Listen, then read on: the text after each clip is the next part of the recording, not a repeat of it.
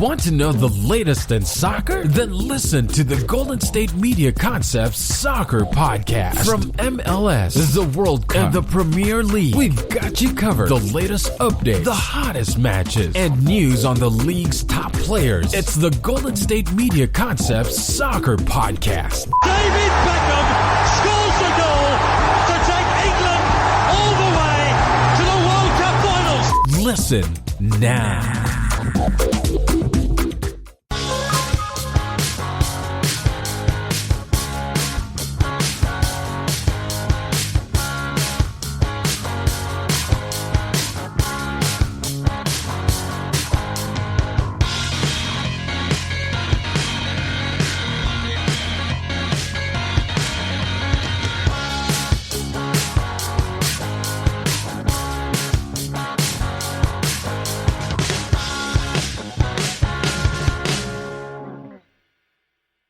Thank you for tuning into the GSMC Soccer Podcast, brought to you by the GSMC Podcast Network. I'm your host, Steven Melendez, and I'm going to be bringing you the latest and greatest in soccer news from around the world.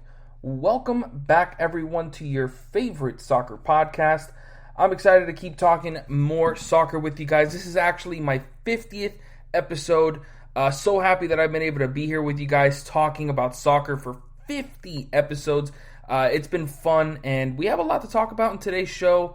We got some Premier League. Obviously, we got all the domestic leagues going into action this weekend. Obviously, we have some cup matches going on as well and coming up pretty soon.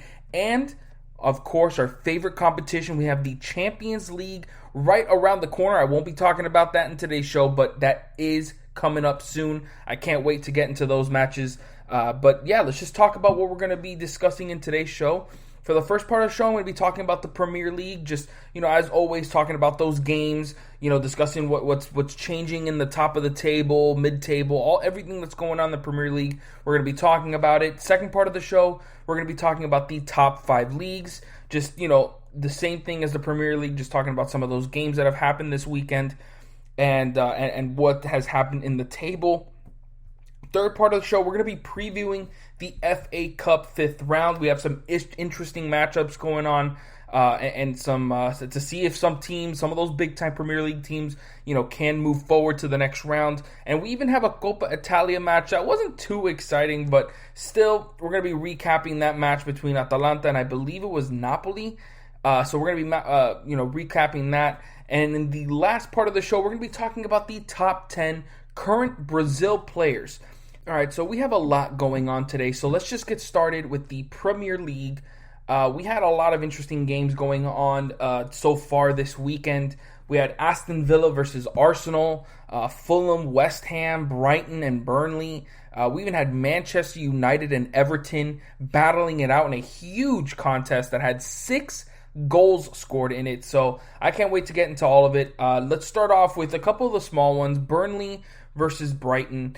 Two of those, lower table teams. Burnley fighting relegation right now. They do have that 8-point differential between them and Fulham, which are, 18th in that relegation spot. So they have a little bit of leeway. But also Brighton are pretty much in that same situation with 25 points. Burnley with 23, Fulham have 15 down there. So it seems that we kind of know who's going to be relegated this season unless something drastic happens over the final few months of this season.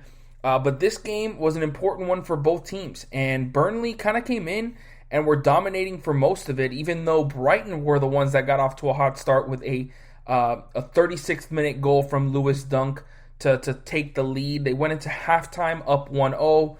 Despite Burnley having a much more dominant play throughout the game, they had twice as many shots, 55% possession, and more pass accuracy. They were just kind of playing more efficient and more organized throughout this entire match, but still. And even with Brighton barely getting shots on target, they only had 2 this entire game, they were still able to take that lead going into the halftime. However, Burnley were able to get that goal that they deserved in the 53rd minute to equalize and eventually give themselves a point. From the way that this game was going, surely Burnley were hoping to have 3 points to go with, to going, past this game, and at that point matching Brighton in terms of points or even passing them in the standings. But that wasn't able to happen for them. They weren't able to get that extra goal. Though a lot of people would say that they should have probably gotten it. But still, they both share the spoils, get a point each. But you got to look at it as a missed opportunity for Burnley, as they look like the more deserving winners of this game and settle for a point. Let's see next, Fulham versus West Ham. So I looked at this game, and there was plenty of opportunities for both teams. Fulham looked like as good as I've seen them almost all season, though even with all these opportunities that they had, they couldn't really capitalize on any of them. They had 20 shots this whole game. They only had 2 of those on target. They just did not bring their shooting boots, and it kind of just goes along with what we've seen from Fulham most of the season. Though I haven't seen them this dominant in terms of possession. They had 61% possession and were pretty much dominating West Ham for most of this game. And West Ham had opportunity. I mean, they had 8 shots, which isn't, anything to go home and cheer about, but only 1 on target. That's just a putrid efficiency. 39% possession, 72% pass accuracy. Nothing felt right for West Ham in this game, and they had, most of their dominant players. I mean, you had one of the best midfields in the league this year in Rice and Susek, Lingard in the middle of the pitch, Mikel Antonio, Benrahma. It just kind of felt like they had most of their players, but they just couldn't make it happen.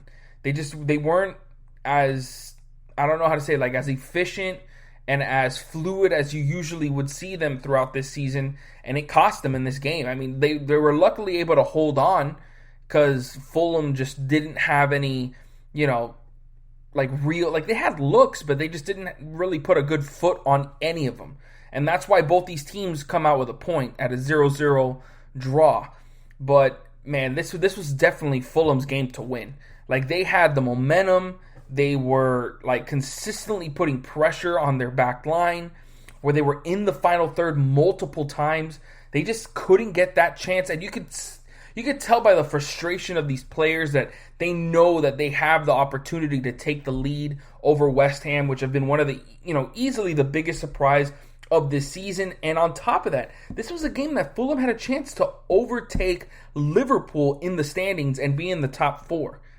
Nobody would have expected that 23 games into this season that West Ham would have a chance to go ahead of Liverpool in the table. That just sounds absolutely ridiculous. But they just missed their chance. And then also the red card that Susek picked up late in this game, and it was called in the 97th minute. It's one of the weakest calls I've ever seen made. I mean, he literally was just trying to get out of the way of Mitrovic. His elbow kind of hits his face. Obviously, Mitrovic's going to sell it because that's what you're kind of, told to do nowadays, or have always been told to do, but and he gets called for the red card. It's just such a weak penalty. I mean, not penalty, but it was such a weak call that I just hate it. And it pretty much ended the game because it was already so late and there was no more action that could really be played. And they ended it there, goalless draw. So, I mean, and on top of that, now Susek's going to have to serve a 3-game suspension. So this is going to hurt West Ham even past this game. So it's just terrible for all parties. The referee looks like an absolute fool bringing out that red card. When, I mean, you can, and they were on the VAR for at least 3 minutes. And the commentators were just shocked that this was taking so long because they don't feel like that should have been a red card. And when he brought out the red card, I couldn't believe it. I was dumbfounded. And the fact that Susek's probably one of their best players, he's, been scoring goals left and right this season from that midfield. And, like I said before, I talked about this game, Rice and him have been probably one of the best midfields in the Premier League this season. So it's just a very bad situation that happened in this game. And in the end, Fulham should have won. And also, I always love to mention that when when a USA international gets a start, and Tony Robinson has kind of put himself into that left back role, kind of starting on a regular basis now for Fulham. And you love to see it. I would love to see them, try to work themselves out of that relegation zone. I don't necessarily feel it'll happen. 8 points away from Burnley, and I mean and even when you see this game, even when everything seems to go right for them, they get all the chances in the world, they still can't find a way to get the 3 points. And over their last couple games, it has not been going well. I mean, they lost to Leicester, they drew to West Brom, another team that they should have probably gotten some points out of. A 0-0 draw to Brighton, another chance for them to go through. They lost to Manchester United, but they actually put up a decent fight against them. Lost to Chelsea, a draw against Tottenham, which is pretty solid, a draw against Southampton. So they've had some decent opportunities, but even when they take on teams that they should be, looking to get 3 points, they don't. They get a draw or a bad loss, and it's just that's kind of been the way that it's been for Fulham. And over the next couple weeks, they have more opportunities. I mean, they do take on Everton next. That's going to be a tough one. But then they take on Burnley. They take on Sheffield United, Crystal Palace. Those 3 games are easily, games that they could be in. That they won't be blown out or anything, or are clearly outmatched. But then after that, you got Liverpool, Man City, Leeds United, Aston Villa, Wolves, Arsenal, Chelsea. It gets a bit tougher for them as they near the end of the season. So I don't know. I just don't know what they're going to be able to do to try to get out of this hole. But at the moment, this was a big missed opportunity for them. Next, I want to talk about Aston Villa versus Arsenal. This was a big game coming in because these are two teams that were kind of close to each other, middle of the table. Arsenal had been playing a bit better coming into this game, while Aston Villa, had a few inconsistent games leading up, had lost 2 of their last 3 matches leading up to this game, while Arsenal had lost their last game but drew and had 3 or 4 wins in their last 5 games before that. So you were starting to see better signs from Arsenal, but the last game was one of those games where it kind of felt like early season Arsenal that were one of the worst starts in their history, and this game kind of felt similar to that. I mean, the offense was kind of there. I mean, they had 14 shots. They were getting more possession. They were putting a lot of pressure on Aston Villa. They had 67% possession over Aston Villa. So, they were looking decent. But in terms of actually putting together a solid look at goal, they only had 3 shots on target. It just never felt like they, were going to be a threat to Aston Villa at goal. And then and the thing is, Aston Villa pounced on them early.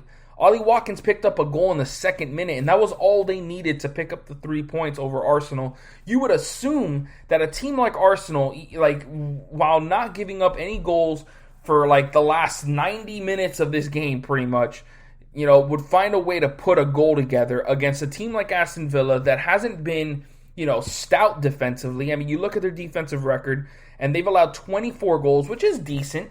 24 goals in 21 games, that's pretty solid. But it's not best in the league.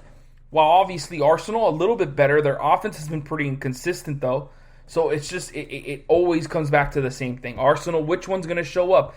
And I know they don't have a 100% Aubameyang. He's still coming off the bench, which he did in this game. And Martin Odegaard came off the bench as well.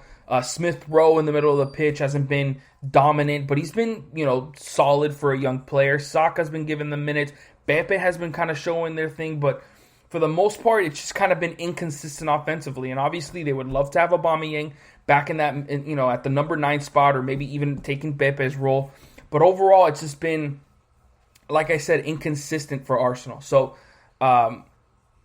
Aston Villa pick up these 3 points. And obviously a huge needed 3 points. And now that puts them in 8th place over Tottenham, no less. So just think about it. Those 2 London teams, Tottenham and Arsenal, at 9 and 10th. Who would have thought that happened this season after so much hype going into it? people were, with Jose Mourinho getting another year under Tottenham, Mikel Arteta, having a great rookie season under Arsenal, and then, kind of bringing in new guys, re-signing Aubameyang, bringing in Partey, Willian. Who would have thought that those guys would be mid-table? Not me. And both of them are coming off back-to-back losses. Tottenham 3 losses in a row. Arsenal 2 losses in a row now. And it is not going well in London at all this year. It's just been a really, really tough year. So, man, for Arsenal, it's just a missed opportunity here. They lose by 1. Aston Villa go ahead and, enjoy the spoils.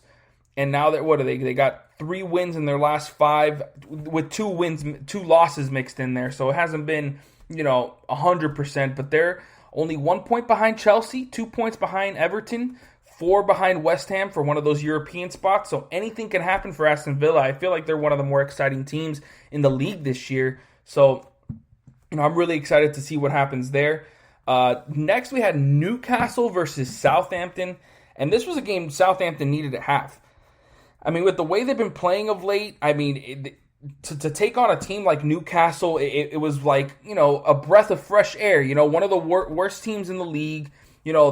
Southampton have been an absolute mess of late. They've lost before this game? I mean, obviously they had just finished losing 9-0 to Manchester United. So a game against Newcastle just felt great. It was like, okay, now we're going to take on one of the worst teams. Let's kind of get back on track. Because we just finished losing to Man United, Aston Villa, Arsenal, Leicester City.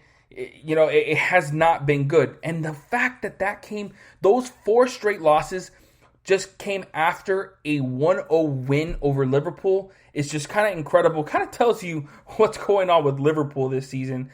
But they were not able to defeat Newcastle. It blows my mind.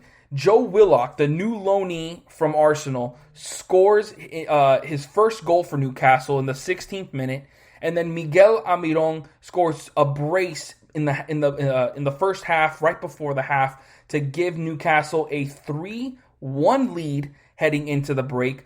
Takumi Mino gets his goal for Southampton, his first goal for the club, and but still down 3-1 heading into the half. That is not looking great for Southampton, who have been a complete mess of late. But they had some, good signs early on in that second half. James Ward-Prowse scores in the 48th minute, and then Jeff Hendricks for Newcastle picks up a red card a minute later. So now Southampton only down 1 with a man advantage, should be taking care of business and defeating Newcastle in this game.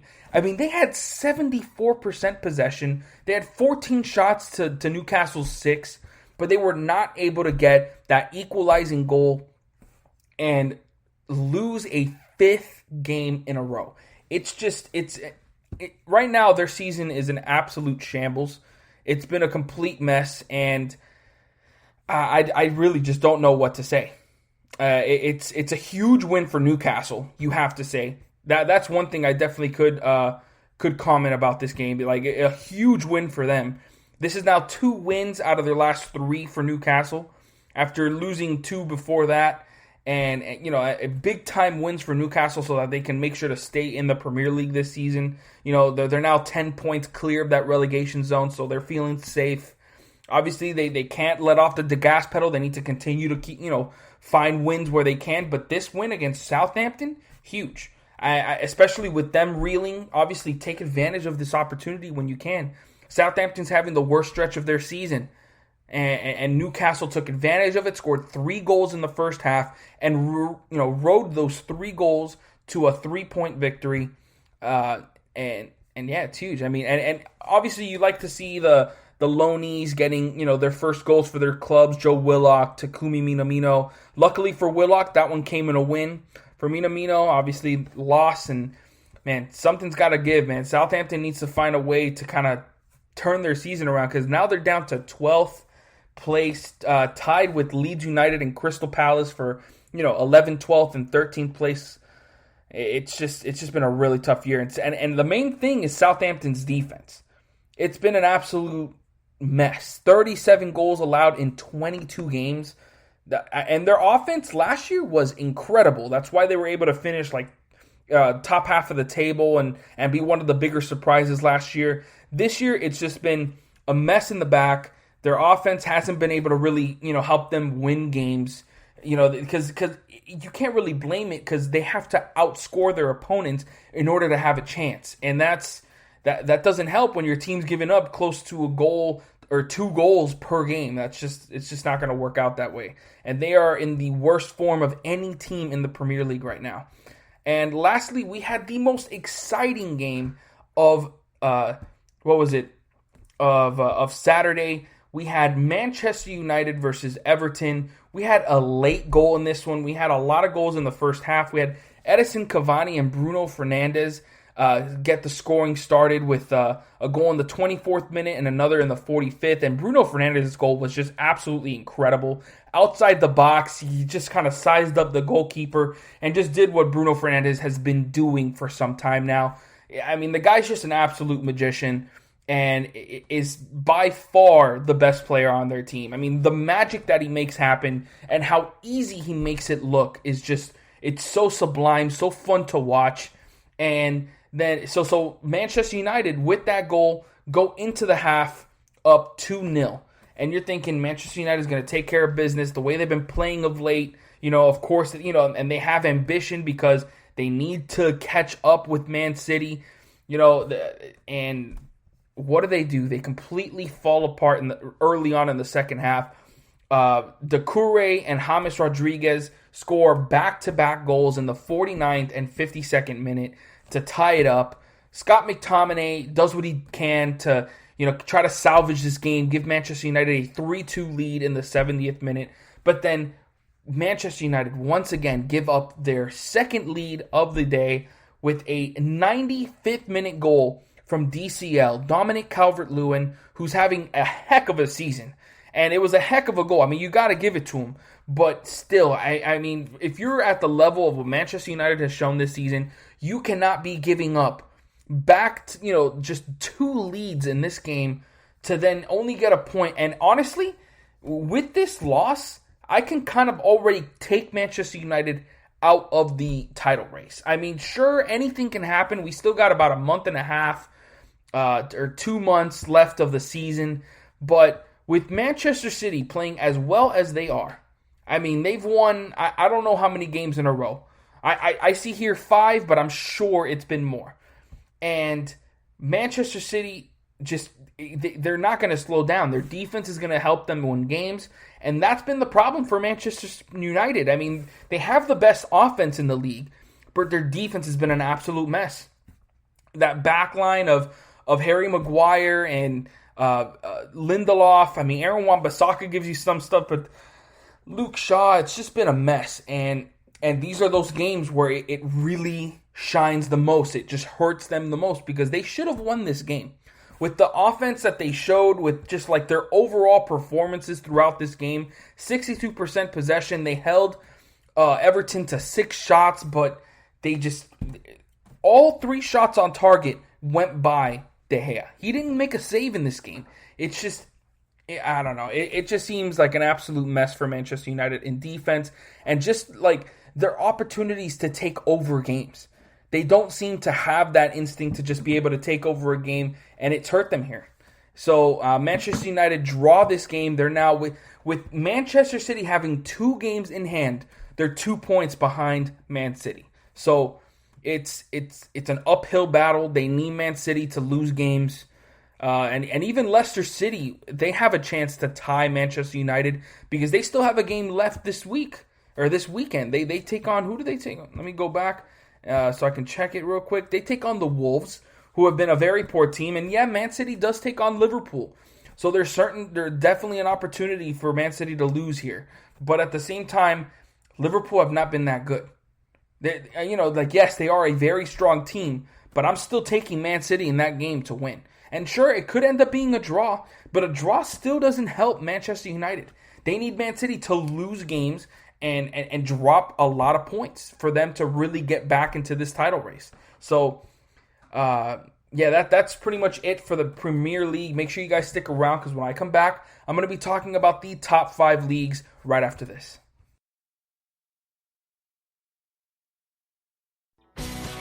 Are you looking to get your college football fix? Looking to get the latest news on your favorite school's team? The GSMC College Football Podcast is your ticket to all things college football. Join us as we talk college football from the national championship, the college rivalries, the bowl game, to the Heisman Trophy. To which conference is the best? We've got you covered for the Big Ten, SEC, Big 12, the Pac-12, ACC, and everything in between. Download the GSMC College Football Podcast on iTunes, Stitcher, SoundCloud, Google Play, or anywhere you find podcasts. Just type GSMC in the search bar.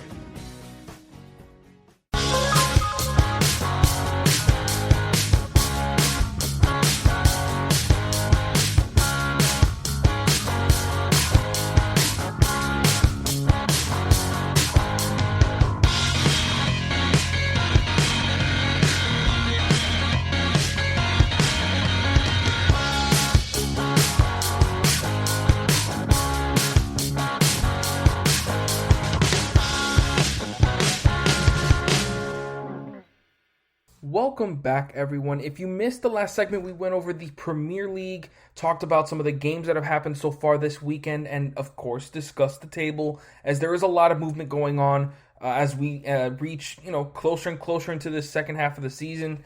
Now we're going to be talking about the other top 5 leagues, doing the same thing, discussing some of the games, the results, and what they have done to the table. So let's start off with the Bundesliga, where it's pretty much same old. Bayern Munich continue to win. They defeated Hertha Berlin 1-0 with a goal from Kingsley Coman in the 21st minute. It wasn't a clean victory. They only won 1-0. They had 14 shots, 6 on target, while Hertha Berlin found some decent shots, 10 of them, 7 on target. The passing was pretty decent for both teams. Possession always is going to be in Bayern Munich's favor. They had 62%.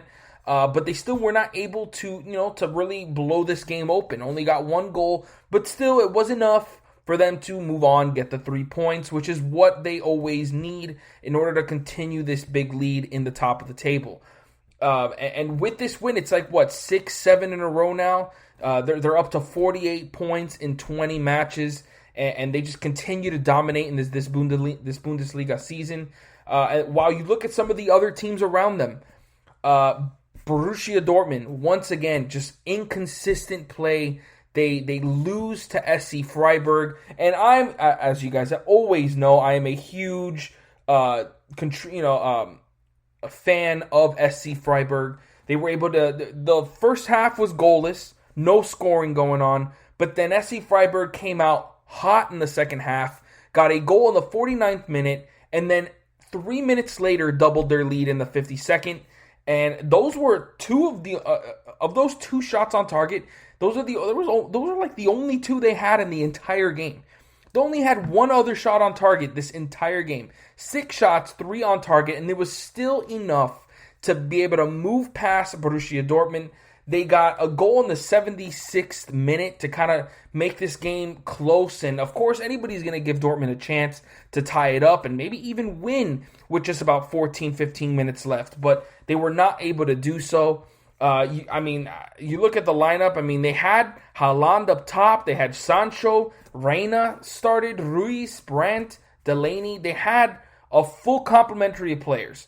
And we're still not able to solve this SC Freiburg defense, who have a weird 4-2-2-2 formation. That's something I don't normally see. But, it works for them, and they were able to get these 3 points. Very important 3 points for SC Freiburg, as that's now 2 wins in their last 3 games. They haven't been very consistent of late, but they still are able to pull off this victory. Are now only 2 points behind Borussia Dortmund and Borussia Mönchengladbach, who are also coming off a loss. And this was also a pretty bad loss. And if anything, it's even worse as they lose 2-1 to FC Köln. And FC Köln, yes, they've been playing better of late. This is now their 3rd win in their last 4 games. They're playing much more consistent. At least this is probably one of their best stretches. If not, it actually is their best stretch of the entire season. But still, Borussia Mönchengladbach were also coming off a pretty solid stretch. Hadn't lost in a few games, and they were coming into this game as clear favorites. But they dropped these points here, losing 2-1. And they got off to a pretty hot start, even though so did Köln. I am not even going to try this last name, but Elvis picked up a brace. First scored in the 3rd minute. Florian Neuhaus scored in the 16th minute for Mönchengladbach to tie it up. But then Elvis, once again, in the 55th minute, gave Köln their second lead of the night to give them a clear 2-1 win. And it's a huge win for Köln. I mean, they're kind of battling. They're in a little bit of a relegation battle as Arminia are in that 16th spot in that relegation playoff spot, and they're just 4 points away from Köln. But Köln, with these few recent wins, have been able to create a little bit of separation. They're 4 points ahead of them now. Hertha Berlin are also tied with Arminia for that spot, but their goal differential has them in 15th instead of 16th. So it's a pretty tight battle there in relegation, because you also got teams like Werder Bremen, Hoffenheim, and Augsburg, all with 22 points and only 5 points away from that relegation zone. So really anything can happen. And Arminia still have their game to play. Who are they playing this week? Oh, and they play Werder Bremen. So that is a huge game there for, with a little relegation battle on the line. But you look at some of the other games that have happened this week. RB Leipzig were able to win this week. Pretty much, very, what was it? What am I trying to say? What's the word I'm trying to come up with here? Not come up with, but you know what I'm saying. Like, pretty convincingly, they defeated Schalke 3-0.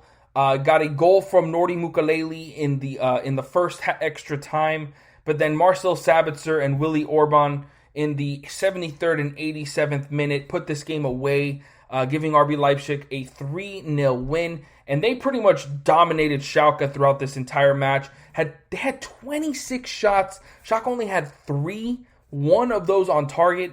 36% possession for Schalke. It was just one of those games you want to forget. And it's tough to see because, I mean, they obviously have picked up a few different defenders in Mustafi and Kolasinac from Arsenal, but obviously that's not doing much help. Matthew Hoppe, the American international, is kind of getting those regular looks at in that number 9 spot, but he has not been able to find that magic that he did in that game where he scored the hat trick and has been, was on fire for a few games, but he's kind of dialed it back, hasn't really had that same kind of magic.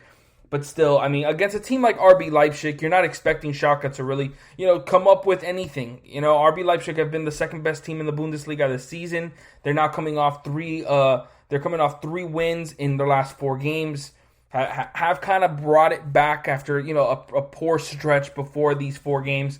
But they're still 7 points out of Bayern Munich. And they don't seem to be stopping anytime soon. I mean, the defense for Bayern Munich isn't bad enough to not win them games, because their offense is obviously one of the best offenses, if not the best offense in this entire world at the moment. And I give RB Leipzig little to no chance of catching up with Bayern Munich. But again, anything can happen. That's why we love football. Let's see.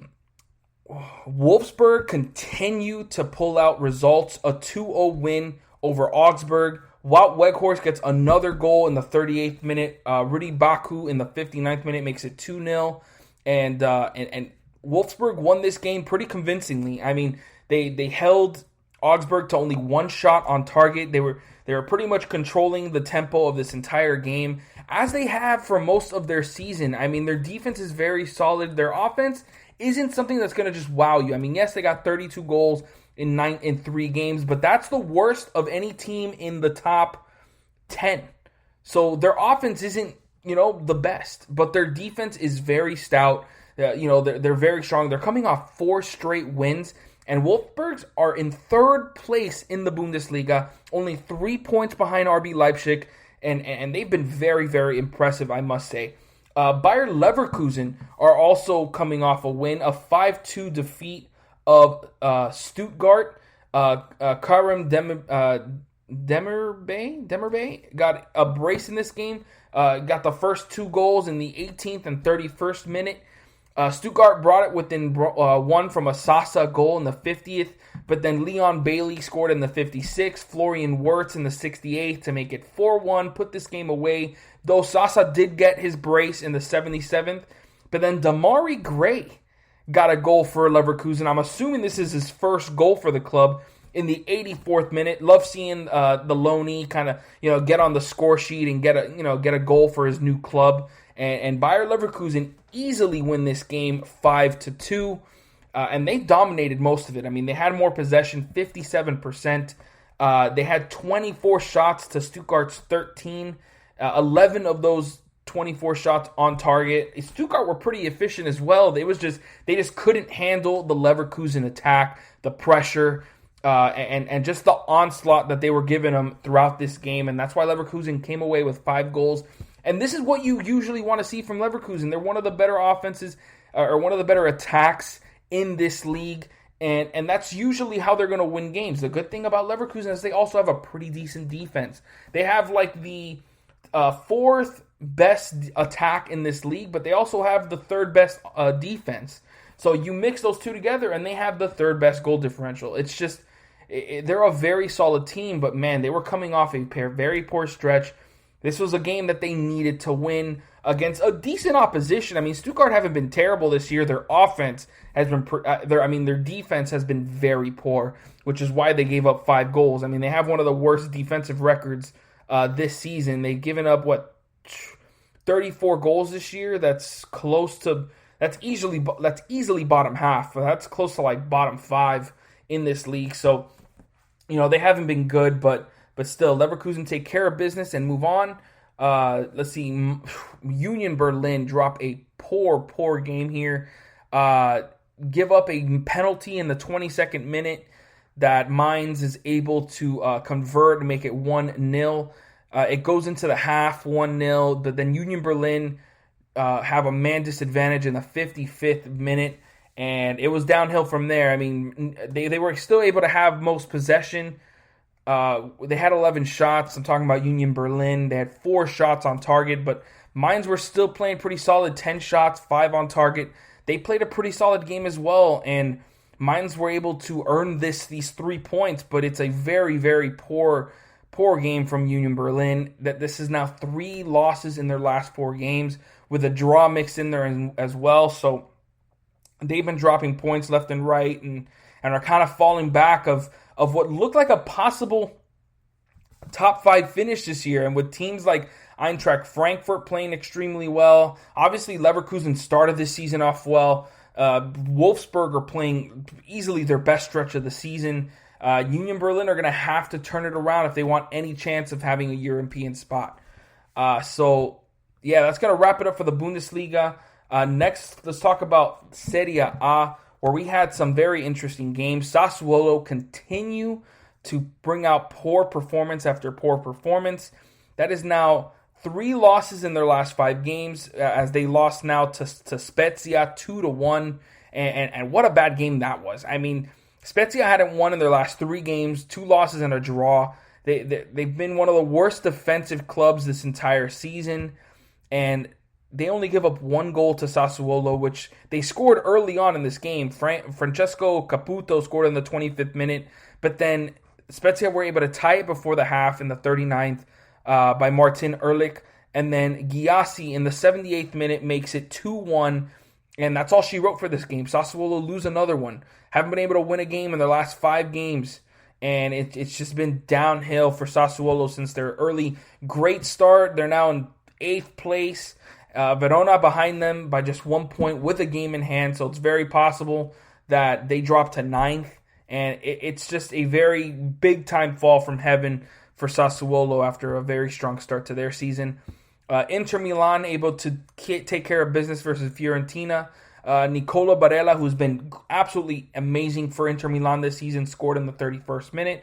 Ivan Perisic scored a goal in the 52nd. I love to see that after he was brought back after his loan move to Bayern Munich. Hasn't been used much for Inter Milan this season, but he comes through with a goal here, and they are able to win against Fiorentina 2-1. 2-0. Fiorentina did have a lot of opportunities. They had 15 shots, but only 3 of those on target. So they weren't really able to muster up clean looks at goal. Inter Milan, on the other hand, they had 14 shots, 6 on target, 55% possession, and just kind of seemed in complete control of this game. It never really felt like Fiorentina was going to really have a real threat at goal against Inter Milan because their defense has been very solid this season. And yeah, man, Inter Milan coming through with the 3 points. Now, one game that was an absolute mess was Atalanta's game versus Torino. For Atalanta to come out and, as hot as they were, getting 3 goals in the first 21 minutes. One from Josip Ilicic. Sirigu, the goalkeeper for Torino, scored an own goal. And then Luis Muriel scored in the 21st minute. They were up 3-0 within 21 minutes of this game. You're thinking Atalanta are absolutely going to, especially with the way Torino have been playing this season, with one of the worst defensive records this season. It's kind of gone a line, even though Torino do have a really good attack. One of the better attacks in the league, actually. It's borderline top half, but still, for them to be 17th and they have a top half offense, their defense has been terrible this year. And it showed early on. But then their offense, their attack was able to get into a rhythm, pick up 2 goals before the end of the half to make it 3-2. One from Belotti in the 42nd minute, another from Bremer in extra time to really give Torino a big-time chance and some momentum going into the second half. It was very quiet early on. Atalanta were kind of able to hold Torino down. But, man, were Torino on a mission in the second half? They had a lot of opportunities. Really, from the minute Atalanta went up 3-0, Torino kind of switched a gear inside their head and were just getting opportunity after opportunity. It just took until late in that first half for them to get the 2 goals.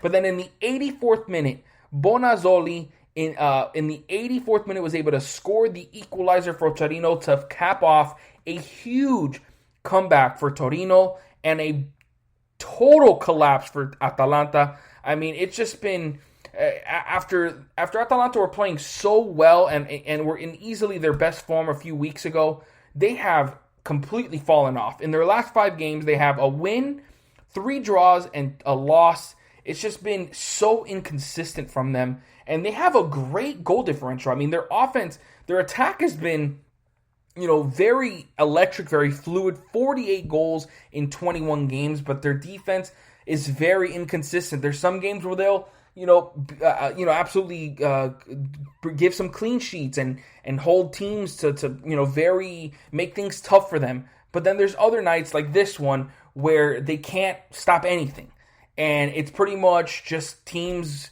outscoring them, or it's like big time games like this where it's 3-3, and Atalanta need to clear that up if they want to continue to be near the top, of Serie A. Big time win for Juventus as well. They pick up a 2-0 win over Roma. Cristiano Ronaldo scores his 16th goal in his last 17 matches. The man, 36 years old, does not matter. He continues to show that he is one of the best goal scorers in the entire world. Ibanez in the 69th minute picked up an own goal to give Juventus a 2-0 win, lead. And this game, it's kind of incredible. Roma were actually the ones that had more opportunities. They had 14 shots. The thing is, they only had 3 of those on target. Weren't able to really get much going on that end. While Juventus only had 3 shots on target. It's incredible. Yet they were still able to come away with the win here, and they'll take it. It was very much needed as they need to keep pace with Inter Milan. And the fact that it was against third place Roma at the time, they now overtake them in the standings. They're now third in the table, 4 points behind AC Milan, and 5 points behind Inter Milan, who have overtaken Milan. Although Milan and Juventus still have a game in hand over Inter Milan, so anything can happen there. But it's just very exciting. Let's move on to La Liga as we're running out of time in this segment. We had a huge game of Sevilla versus Getafe. Sevilla took care of business, defeating them 3-0. It was kind of quiet in that first half, but then a red card for Getafe in the 54th minute opened things up for Sevilla. They took care of business. Got a 67th goal from El Haddadi, Munir, I should say. And then in the 87th and 89th minute, they got goals from Papu Gomez and En Nesyri to really, shut this game out, give Sevilla a 3-0 win, and they pick up all 3 points. Real Madrid had a pretty big scare. Went down early on in that second half to Huesca. In the 48th minute, they were down 1-0, and it was looking bad for Real Madrid. But then here comes Rafael Varane with 2 goals, one in the 54th minute, another in the 84th minute. It was his game, and he saved Real Madrid from a very embarrassing loss. They get the win, and a much-needed win as they, try to keep pace with Atletico Madrid at the top of the table. Villarreal, a 2-2 draw to Elche. Very, very bad loss for them, especially the way they started. Gerard Moreno, easily their best player, scores in the 16th and 35th minute to give Villarreal a 2-0 lead going into the half. But then Elche scores 2 goals in the second half to tie it up, and Villarreal continue to drop points. In 5th place, they now have 4 straight draws. They have just not been able to close out games. But the thing is, honestly, with Real Sociedad, Real Betis, Granada behind them, not playing consistent at all, as long as they get a point, they have a chance of holding on to this top 5 spot. Because it has been very inconsistent from 5 down, from 5th place and down in the table in this La Liga season. Of course, you got Real Madrid playing kind of inconsistent also, but they got 3 wins in their last 5. Sevilla are coming off 4 straight wins. Barcelona 5 straight wins. Atletico Madrid obviously, are absolutely killing it with like 6 or 7 straight wins. So yeah, La Liga is pretty much the top 4 and then everyone else. And then quickly with Liga, we have Lyon, who are near the top of now they've overtaken Lille with this game that they played. Before, they have an extra game played, but with this 3-0 win over Strasbourg, they now have first place in the table for now. Rennes drop points to RC Lens. I mean, it's 2 of the top half teams, but you would expect a team like Rennes to win this game, but they don't. And even though Lens are, I guess they're in a little bit better form, but both teams are kind of been inconsistent over the past few games. And now you have Lens and Rennes pretty much right next to each other with 38 and 36 points.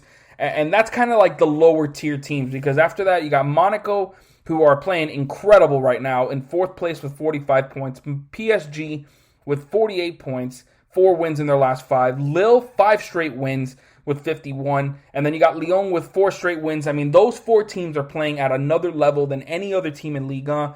And it's pretty much them and then everybody else. So that's going to wrap it up for this segment. Make sure you guys stick around, because when I come back, I'm going to be talking about the FA Cup 5th round preview and then the Coppa Italia recap right after this. Tired of searching the vast jungle of podcasts? Now listen close and hear this out. There's a podcast network that covers just about everything that you've been searching. Hey! The Golden State Media Concepts Podcast Network is here. Nothing less than a podcast bliss with endless hours of podcast coverage. From news, sports, music, fashion, cooking, entertainment, fantasy, football, and so much more. So stop lurking around and go straight out to the Golden State Media Concepts Podcast Network. Guaranteed to fill that podcast itch. Whatever it may be. Visit us at www.gsmcpodcast.com. Follow us on Facebook and Twitter, and download us on iTunes, SoundCloud, and Google Play.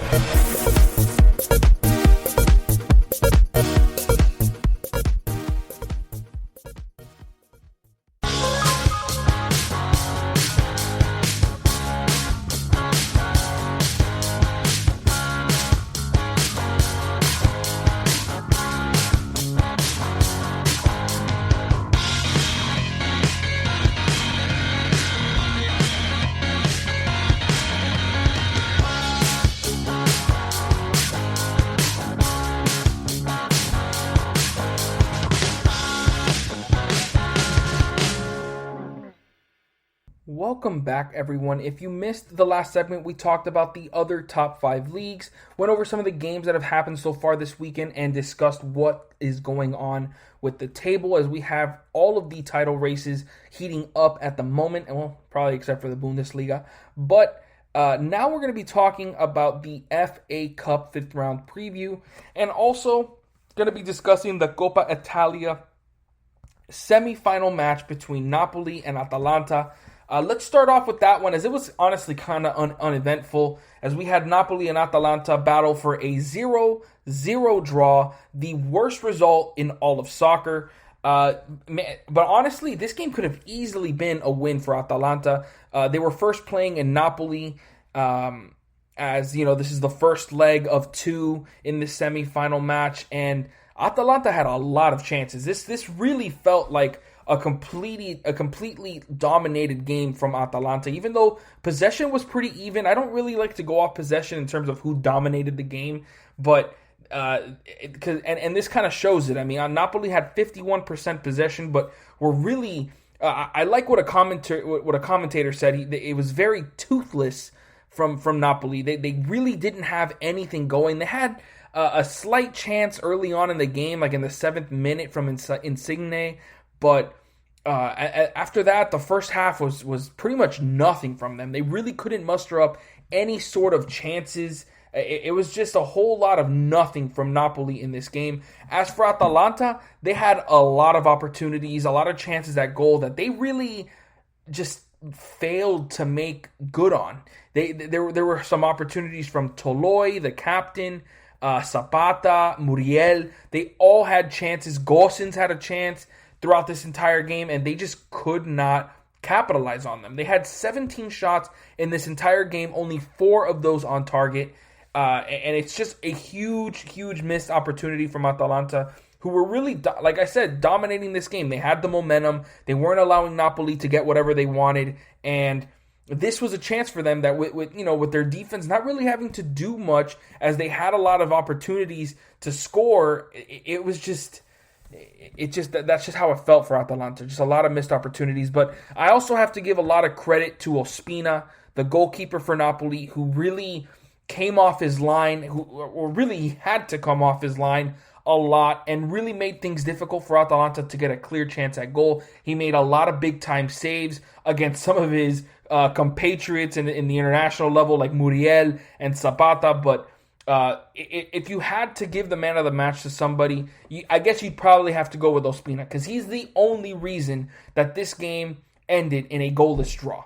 Because if it wasn't for him, Atalanta would have had plenty of chances to score goals. He made it tough because he is really good at coming off his line. It's just, I don't know what's going on with Koulibaly. I mean, when he's one of the best, he's supposed to be one of the best defenders in the world. If I end up, I'm going to make another top 10 defenders list. I don't know if he's in my top 3 this year. I mean, he's really good. I mean, he's still a really good defender. He's still obviously top 10. But he's not playing at that level that he has over the past few years that has made him a top 2, top 3 center back in the world. And this game kind of highlights that. A lot of errors, a lot of bad positioning from him that allowed Atalanta to get chances at goal. And he really hung out Ospina to dry at times. And it's not his fault only, obviously. He's not the only one that was at fault. But with him having that kind of pedigree, you would expect him to really shore up those chances and be on the top of his game. He has not done that. And Atalanta should have taken advantage of it. It all goes back to that, because in the end, this game is still just 0-0. Despite how bad Napoli played in this game, Atalanta, in a way, played just as bad. They were not able to get a goal. With their 17 shots, to only have 4 on target, it just feels like a huge missed opportunity. And really, this was their chance, because I guarantee you, Napoli is not going to come out in the next game and play this bad. I doubt it. I really doubt it, because you know that their manager, Gattuso, one of the better center defensive midfielders of all time, is going to have them firing on all cylinders. He's going to give them a heck of a talking to in between this game and the next one, which will be next week, Wednesday. There's going to be a lot of talking about in this game, and I mean, it's just like compared to that Juventus Inter Milan game, this one certainly disappointed. I expected so much more from these two teams because these are two. It's crazy. These are two of the better attacking teams in Serie A. Atalanta, if I'm not mistaken, let me actually look that up really quick. Atalanta have probably like the best or the second best attack in the league. I'm pulling it up right now. Well, they're not better than Inter Milan. Inter Milan actually have the best. But Atalanta have the second best attack. Napoli are tied for the third best attack. With that much offense, and I know Napoli have one of the better defenses in the league, but Atalanta don't. Atalanta's like mid-table defense. It's just, you would expect goals to be coming in this game, and it just didn't. It really disappointed, and I guess, we're just gonna have to wait to see what happens in that second leg. And now with them being in Atalanta, Napoli's gonna have a chance. I mean, they only need one goal because not really just one goal. I mean, of course, it all depends on what Atalanta do, but they have the advantage because if they score, the away goal rule, they'll be able to move on even if it's tied. If it's tied, if it's 1-1, 2-2, whatever, Napoli move on. And so because.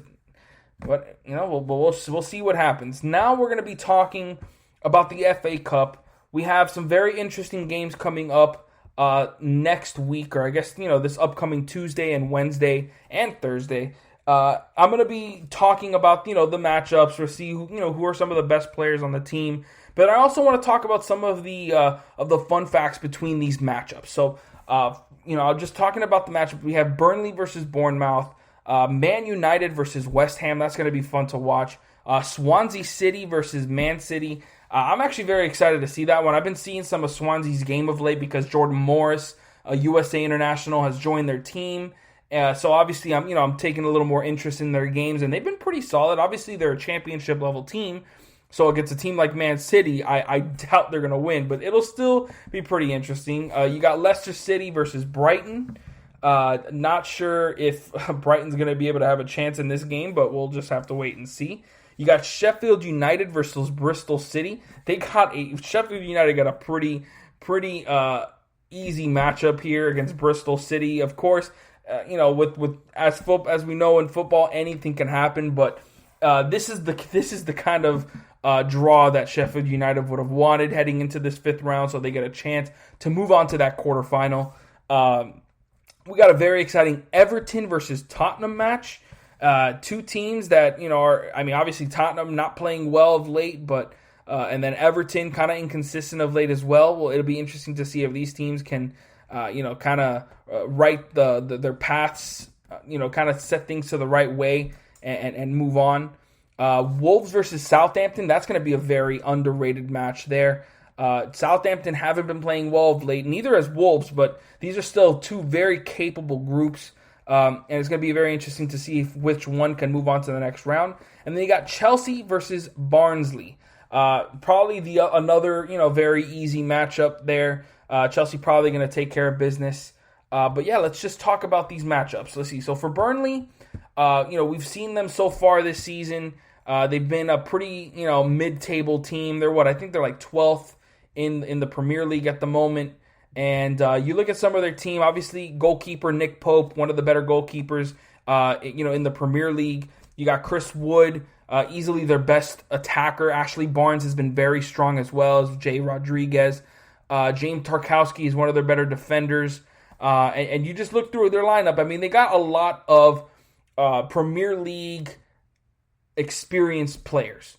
And I feel like that's certainly going to help them in this game, especially when you got Bournemouth, who have been playing in the Championship this season.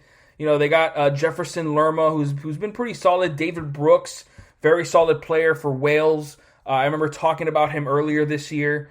Jack Wilshere, he's got a lot of a Premier League experience as well.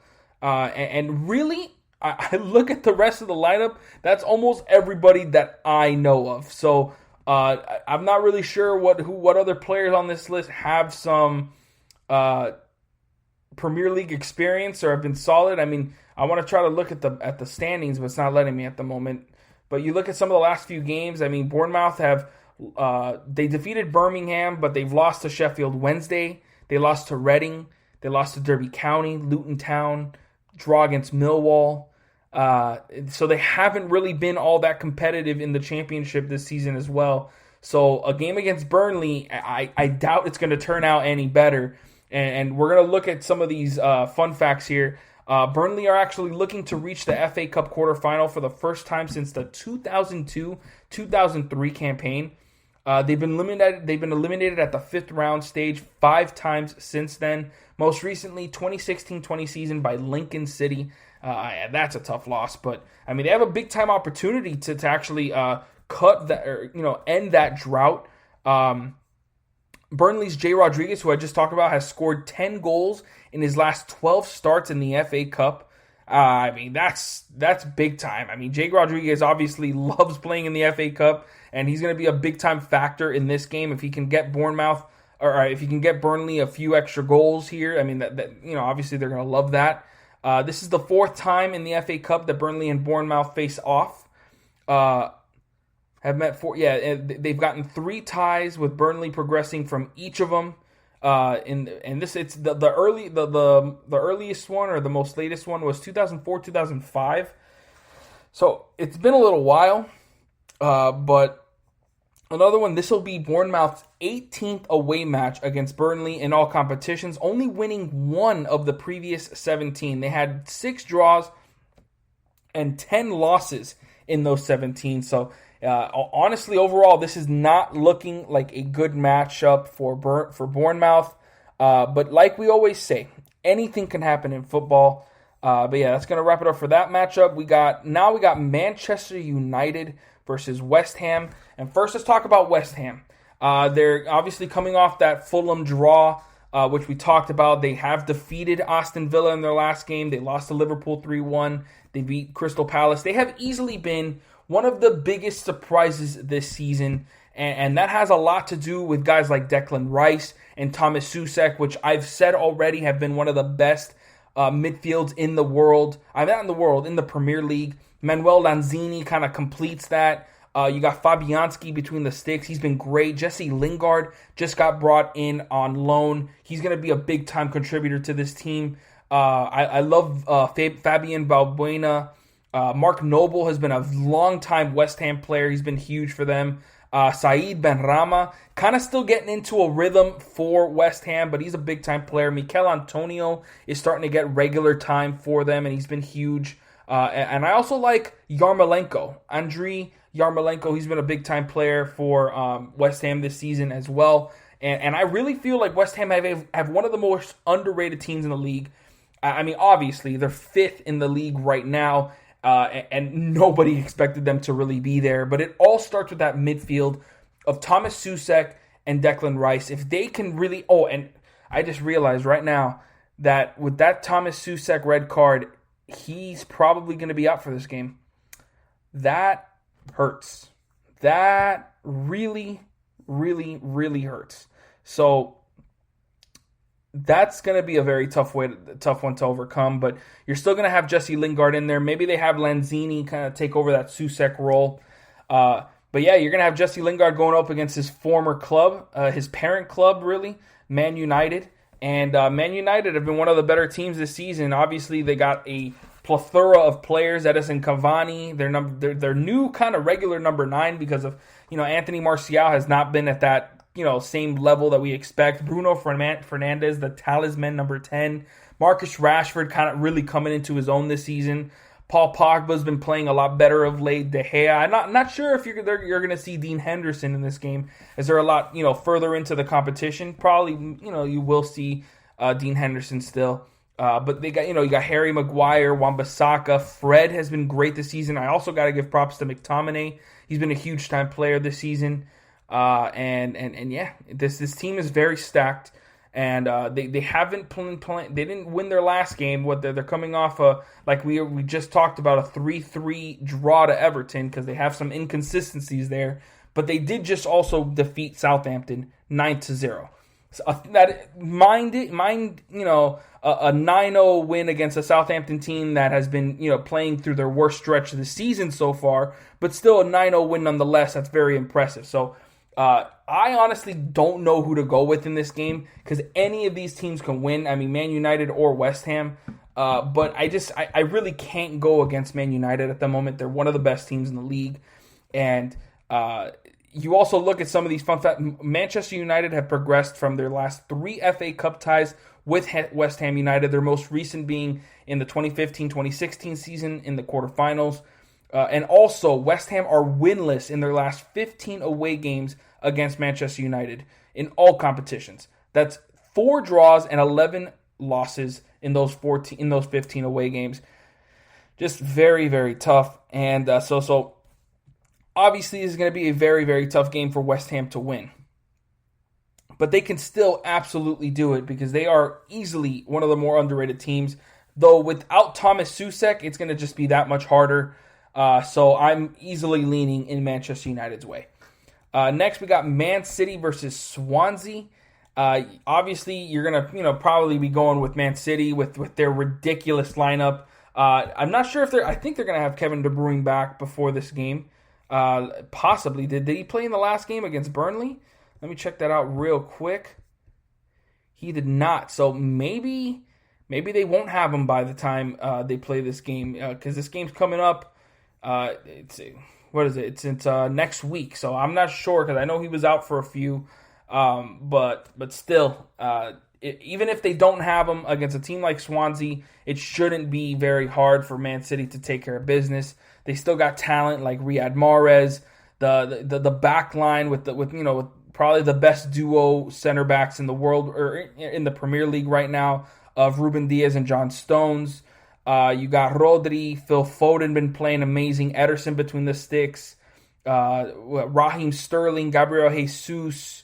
Sergio Aguero? Not sure if he's going to be playing. He's been dealing with a lot of injuries, but Kyle Walker, João Cancelo, Bernardo Silva. It's just the list goes on and on. They got such a stacked team, and they've been playing so well in the Premier League. I just have no doubt in my mind they're going to be able to move past Swansea, even though I am excited about. Jamal Lowe, Andre Ayew form a very formidable front line, but I just don't think it's going to be enough to get through Man City's defense, which has been playing so well this season, probably as good as it has since the Pep Guardiola era started. So, there's going to be a very tough matchup for Swansea City. Expect Man City to move on with ease.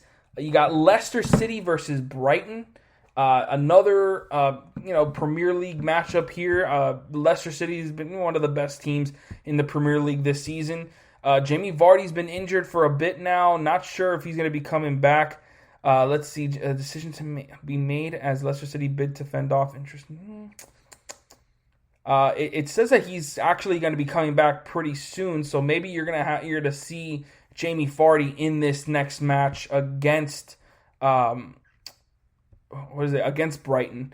But still, you look at the players of Leicester City. You got James Maddison, who's been huge this season. Kasper Schmeichel between the sticks has been huge. James Justin's been a big time player for them. Tielemans as well. Timothy Castagne has been a huge addition to the team, filling in for Ricardo Pereira during his injuries. Wesley Fofana has been a huge addition as well. Harvey Barnes has been great. What else we got? Let's see. Danny Ward, Mark Albrighton. Those are kind of some bench pieces, but overall Wilfred Ndidi as well. But he's been kind of injured over the past few weeks as well. But it does say now, it looks like Jamie Vardy and Wilfred Ndidi will play. So yes, it does look like they're getting them back. So they'll probably have them for this game, which just bodes even worse for Brighton, who has not been a very strong team this season in the Premier League. They have some decent players. I was looking forward to seeing Adam Lallana and Veltman kind of influence this team in a big way, but it just has not happened. Danny Welbeck's on this team. Lewis Dunk is probably one of their better players. Their captain. But really overall it's kind of been a mess for Brighton this season. I don't expect them to really pose any sort of threat at Leicester City. And then you look at these facts. Leicester City are unbeaten in their last 7 meetings with Brighton in all competitions. That's 5 wins, 2 draws, and have already beaten Brighton this season 3-0 in the Premier League. So that track record doesn't bode well for Brighton either. So expect Leicester City to take care of business here and move on to the next round. Next we have, like I said, I want to talk about that Everton versus Tottenham game. You look at these two teams. This is Tottenham, who are been playing so bad. They actually recently lost to Brighton on January 31st. They now take on West Brom tomorrow. We'll have to wait and see what's going to happen there. They obviously got the round of 32 of the Europa League coming up soon, later this month, but they got to worry about that Everton game. Everton are one of the better teams in the Premier League. Tottenham have a very, very strong lineup. They got Song, Harry Kane. Although Harry Kane has been injured, I'm not sure if he's going to be back. Let me see how long he's going to be out for. Because he is the team. Harry Kane is the team for Tottenham, and if he's not playing, it actually does not look like he's going to be back for the team. And they also got guys like Lo Celso, Reguilon out with injuries, so that obviously hurts. But yeah, man, without Kane, they're going with guys like Carlos Vinicius up there. Gareth Bale as well, but he has been a huge disappointment since being added on. Steven Bergwijn has been, kind of solid in that fill-in role, but it's kind of all left now to Song and Tanguy Ndombele to kind of fill in that playmaking and just creativity in the attack, and they can't do it by themselves. They need that number 9, and Harry Kane is that, but he's injured at the moment. So if he's not there, you can easily see Tottenham get eliminated here, as Everton have been, a very, very good team this year. They're coming off a 3-3 draw against Man United. They beat Leeds United. They did lose to Newcastle, but a draw to Leicester City, a win against Wolves. They lost to West Ham, 1-0 defeat against Sheffield United. It's not really anything to go home about. They did lose to Manchester United 2-0 in the EFL Cup, but overall, Everton have been a very solid team this year. And at Tottenham have been very inconsistent. I would be tough to go against Everton in this game, especially with them having all their players. They got James, Dominic Calvert-Lewin, Richarlison, Yerry Mina, Lucas Digne, one of the better fullbacks in the league this year. Jordan Pickford between the sticks. Ben Godfrey's been huge. Alan as well. Doucouré, I love Doucouré. I just love that midfield of theirs. I feel like it really gives them a huge competitive advantage over most teams in this league. And I just feel like Everton can easily come away with a win here over Tottenham. Let's see. What we got, I believe, is the Sheffield United versus Bristol City. Yes, this one's pretty easy to talk about. Sheffield United have been playing a lot better of late. I have to give them credit for that. And I see them easily defeating Bristol City in this game. And man, I just realized we're almost running out of time in this thing, so I got to hurry up. Wolves versus Southampton. I said this was going to be a very exciting game. My hands are tied here. I'm really not sure which team to go with. Southampton's been playing absolutely atrocious of late. Wolves have been so inconsistent all season. That's why they're a mid-table team. They're actually not bottom table, but like lower half of the table. So I just really don't know which team to go here. I'm probably leaning more towards Wolves because they seem a little bit more, fluid in the attack ever since they got Willian Jose. So I'm probably leaning in the Wolves' direction, especially with Southampton's defense being absolutely atrocious of late. So I'm leaning in that direction. Wolves win in that game. And then Chelsea versus Barnsley, really don't have to say anything. If Chelsea lose this game, it's just going to be, that's all the noise that's going to be talked about for the rest of this, pretty much the rest of the week, because there's no reason why Chelsea should lose this game to Burnley. That would be a huge loss for Thomas Tuchel and his new Chelsea team. So, I expect Chelsea to move on here. So that's going to wrap it up for this segment. Make sure you guys stick around because when I come back, I'm going to be talking about the top 10 current Brazil players in the world, a very exciting list, right after this. This is your ultimate stop for everything sports. The Golden State Media Concepts Sports Podcast. Should I say more? From the NFL, MLB, the NBA to MMA, it's all in here. The Golden State Media Concepts Sports Podcast. Listen now.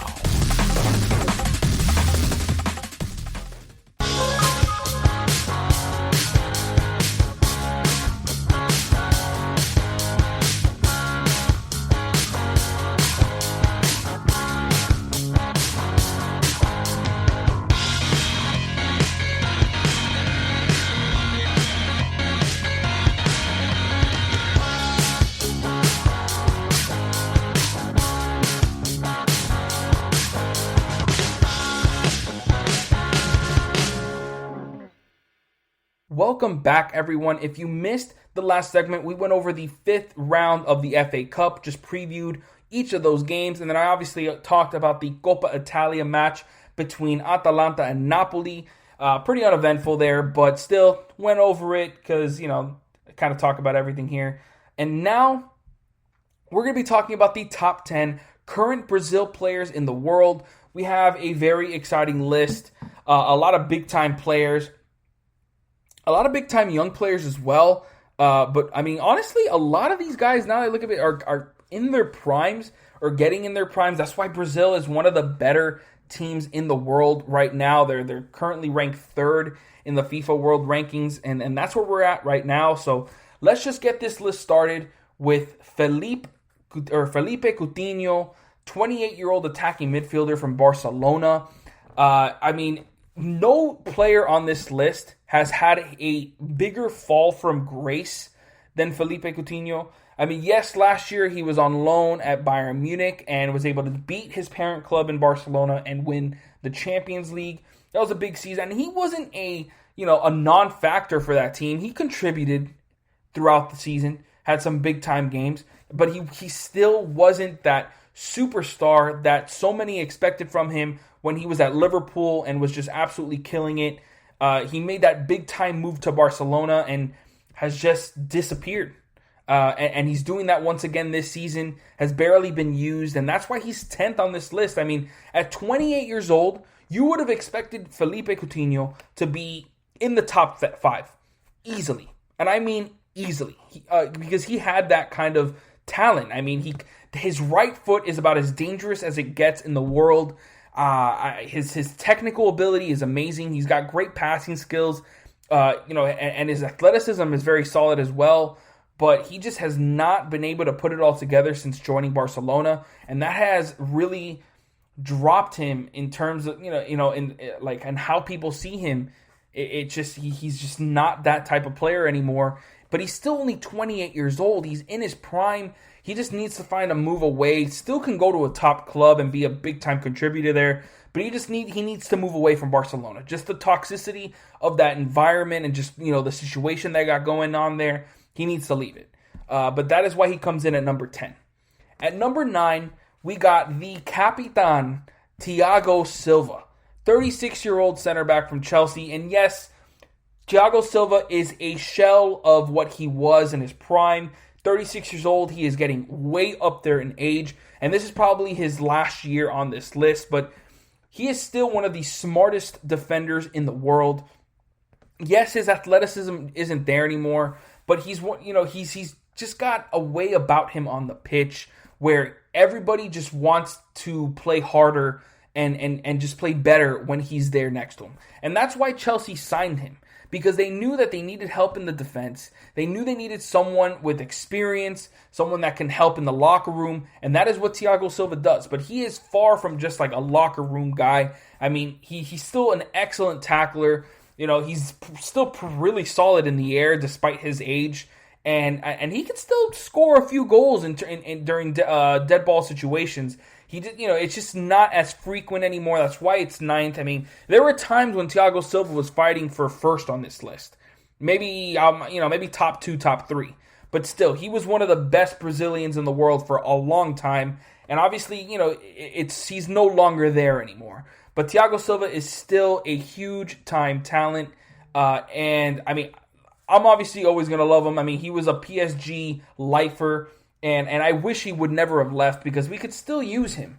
Just probably wouldn't have been a starter, would have been a spot starter, been off the bench primarily.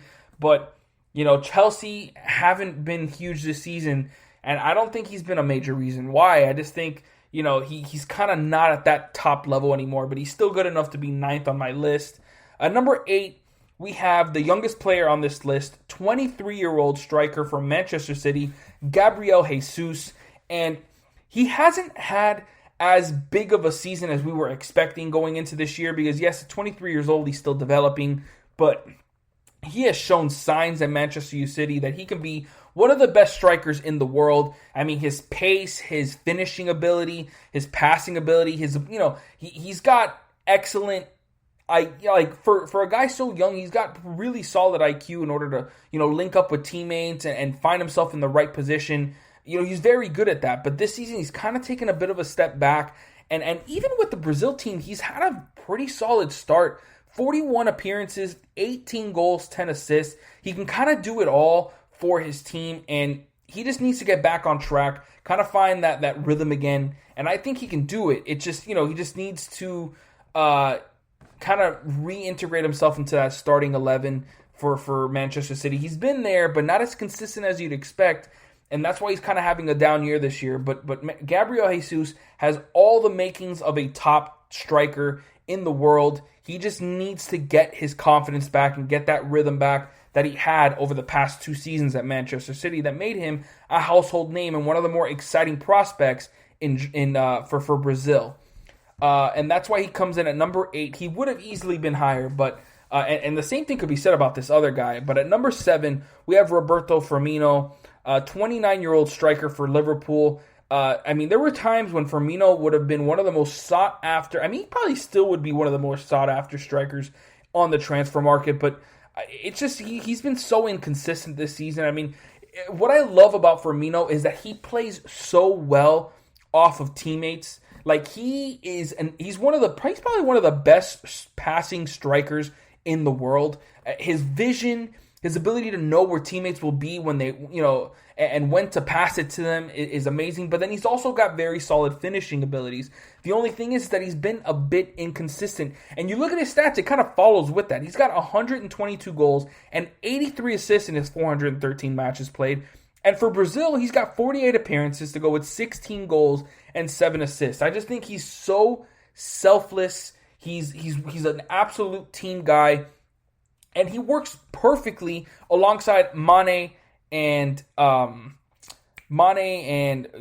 Salah. But I just think he would be the kind of striker that you'd want along, very attack-minded wings, which kind of points me to the fact that, if he were to join PSG, that would be huge. He would be the perfect striker for that team because of how well he plays off of those teammates. He can get his, but he doesn't need like something run for him in order to get goals. He can, it's just that's what makes him so good. But he would have been a little higher on this list, maybe just one position higher, but he's not having as consistent of a season this year. That's why he comes in at number 7. At number 6, we have the 27-year-old defensive midfielder from Liverpool, Fabinho. And I have loved what I've seen from Fabinho this season.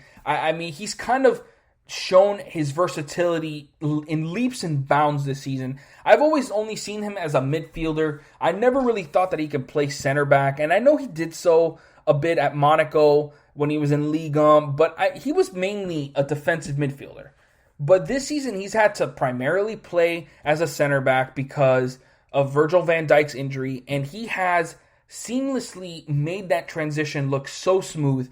I love what I've seen from Fabinho. It's just his passing is excellent. His defense is great. He can absolutely anchor a back line. And honestly, even when Virgil van Dijk comes back, they might stick with Virgil van Dijk and Fabinho in that back line because he's been that good.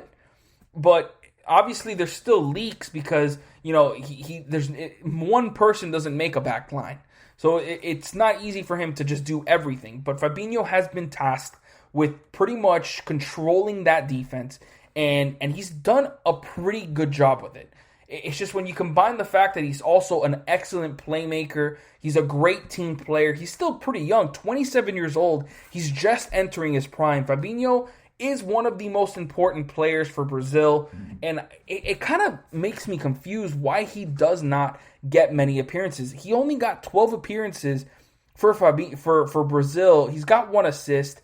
I just think he can. I understand their style of play is attack-minded, and they got a guy like Casimiro who can play center defensive midfielder, so they already got someone in that spot, so they probably wouldn't want to use another player. They like playing more attack, so they probably only use one CDM. I understand that, but his versatility can just be used in so many different ways, and I feel like it would be, an injustice to not try to use him more in that Brazilian team. Next, at number 5, we have Ederson. What a big-time comeback season this has been for Ederson, the 27-year-old goalkeeper for Manchester City, one of the better sweeper keepers in the entire world. Ederson has gotten back to his roots and is, just held it down for Manchester City. I know he's got a much better back line this year with Ruben Diaz and John Stones manning it down for him, but he has been such an intricate part to what Man City have done and why they are one of the best defensive teams in the Premier League. And you put on top of the fact that he's having one of his better passing seasons this year, I should say. That Ederson's one of the best goalkeepers in the world. I remember when I was putting my top 10 goalkeepers in the world in one of my first couple episodes, I didn't even put Ederson in my top 10 because I felt like he had such a bad year last year compared to what we were expecting of him, that there were so many other goalkeepers that I could put ahead of him. This season, I can't.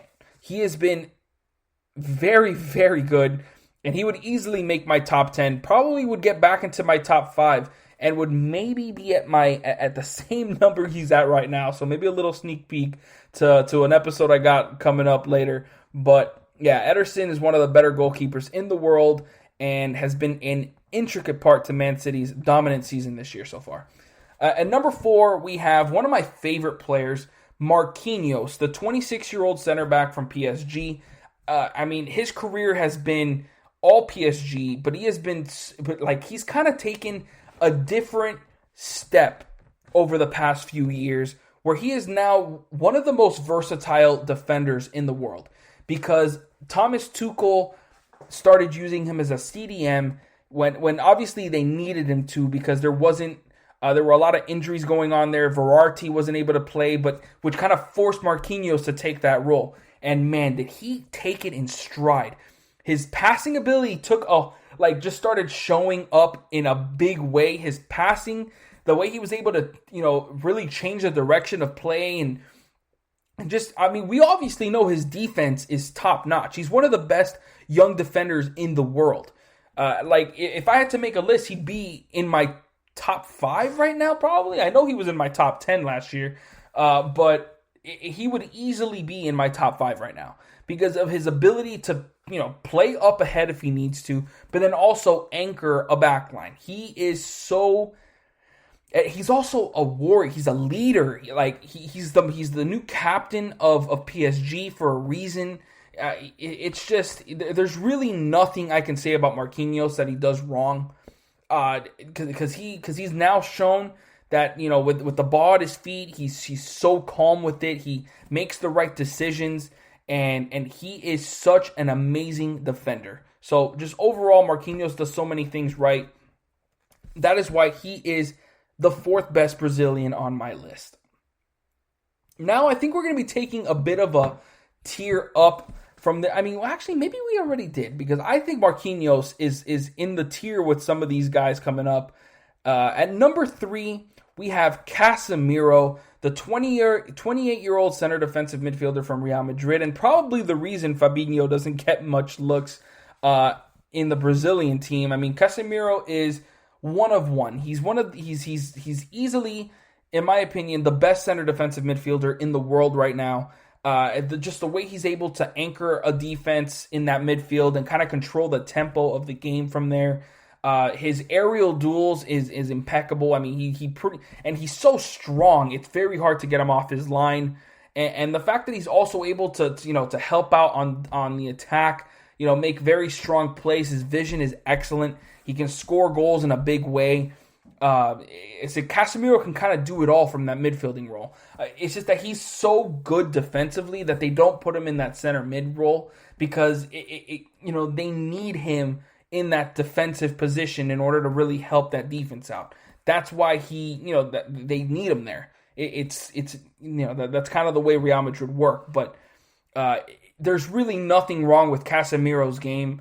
I mean, maybe he doesn't score as much as you would hope, but he's at that center defensive midfielding role. You don't really expect him to score goals at a high level. So still, Casimiro by far easily the top three Brazilian player right now, because it's him and these other two guys, and it's kind of like everybody else. That's why I kind of said this is kind of going up a tier. Casimiro and Marquinhos, maybe there's a little bit of a gap there, but still, I got to give Casimiro the third best Brazilian on this list. Number 2, we have the 28-year-old goalkeeper from Liverpool, Alisson. Easily one of the top 3 goalkeepers in the world. Alisson kind of does it all. Ridiculous reflexes. I mean, you look at his club stats, 222 matches played. He's got 762 saves, a 762 save percentage, I should say, and 95 clean sheets. And then for Brazil, 44 appearances and 30 clean sheets. That's a ridiculous record.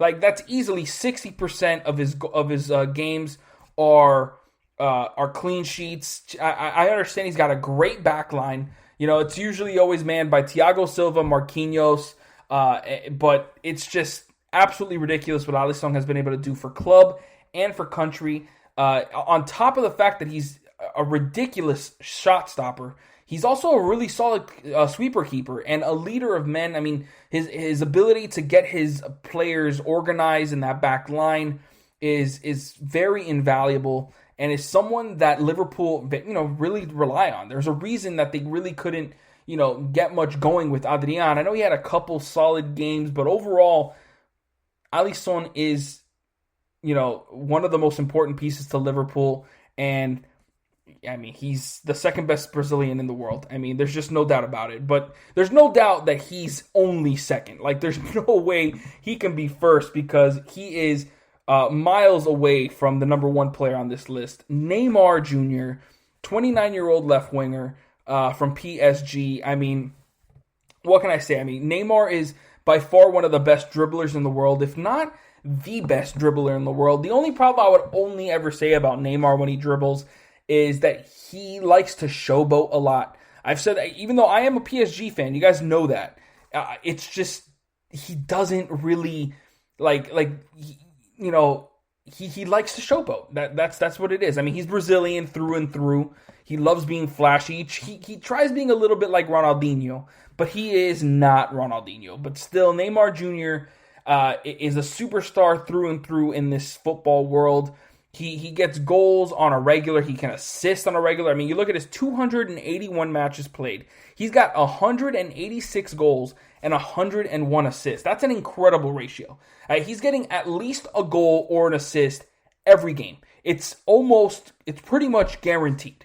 He's going to put his imprint on the game. And yes, since his Barcelona days, I know he's kind of taken a bit of a step back in the public eye. He hasn't been that same dominant player that everyone was expecting him to be throughout his career.